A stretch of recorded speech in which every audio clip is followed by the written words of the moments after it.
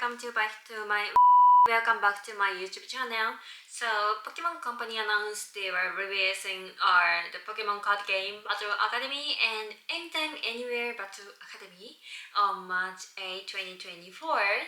And about today's topic, let's dive into why they are launching these products, especially considering the current Pokemon scene in Japan. So before we start it, please hit button and subscribe to my YouTube channel if you like. So let's get started. Oh! Okay, before we start it, let me introduce these sets first. So these Battle Academy sets are perfect for getting started with Pokemon battles. So they come with everything you need, such as cards, handy items, and a guide to run. So if you need to play before, you can jump right into their action. The Battle Academy includes 4 decks, Pikachu EX, Niauhar, Lucario, and Gekkoga set. It's designed for you to switch decks and run the rules as you play over and over. Anytime, Anywhere Battle Academy is kind of like mini version with 2 decks, which is Niauhar and Pikachu EX. It included Pokemon coin, damage counters, 2 half Primarts, and a bag for storing damage counters. So it's pretty clear that these products are target kits, especially those new to Pokemon cards. So why would Pokemon Company target children with these release, especially now? So let's look at the current market situation in Japan.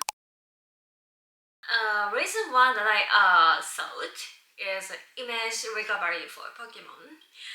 Since the pandemic, Pokemon cards became synonymous with targeting trading card investments now across all ages.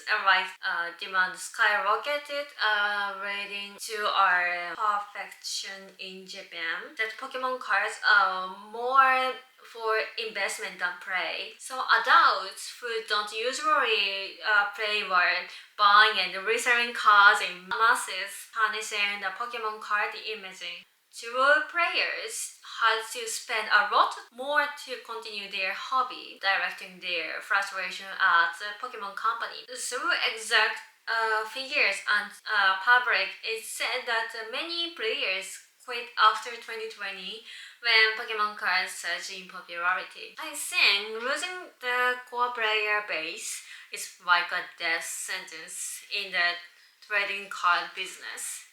And the demand from reselling isn't sustainable. So it creates a temporary boom but fades much faster. So Pokemon is likely trying to moderate this inflated demand and with back the lost players base now that they can ensure a stable supply of products, capturing a new generation of players.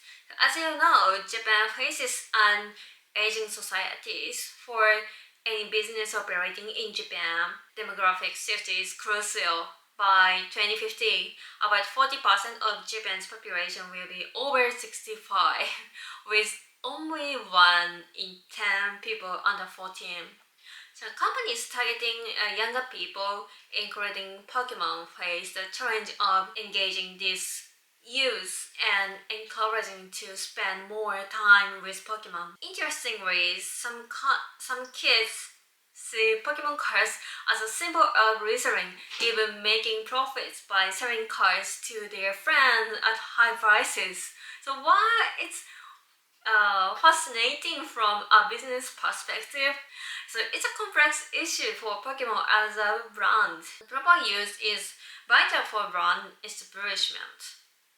In any case, maintaining a brand means having a target users engage with is as intended. Maybe Pokemon might be looking at this year as a chance to correct the unintended branding causes by pandemic and see it back in the right direction. So this is my opinion. So what do you think? So please leave your comment if you like. So thank you for watching. So see you next video. Bye. Use these sets first. Two decks, which is Niaoha and Pikachu EX. I got this sentence in the trading card business, and the demand from reselling isn't sustainable.